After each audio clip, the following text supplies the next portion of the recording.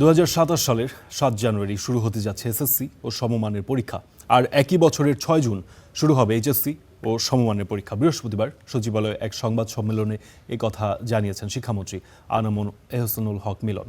তিনি বলেন, 2027 সালের 7 জানুয়ারি শুরু হওয়া এসএসসি পরীক্ষা শেষ হবে আগামী 6 ফেব্রুয়ারি, আর 6 জুনের এইচএসসি পরীক্ষা শেষ হবে 2027 সালের 13 জুলাই।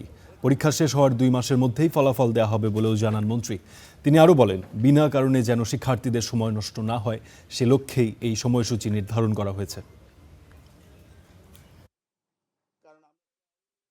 রেখেই আমরা জুন মাসে পরীক্ষা নিচ্ছি, জুলাইতে শেষ হবে এবং তারা ফল সেমিস্টার ধরতে পারবে। উচ্চশিক্ষা হয় স্প্রিং অ্যান্ড ফল, দুইটা সেমিস্টার। সামার সেমিস্টারে কেউ ভর্তি হতে যায় না। আমরা ফল সেমিস্টারকে টার্গেট করেই ইন্টারমিডিয়েটের রেজাল্ট আউট করব। সেটা টার্গেট করেই, আপনার প্রশ্নের উত্তর টার্গেট করেই।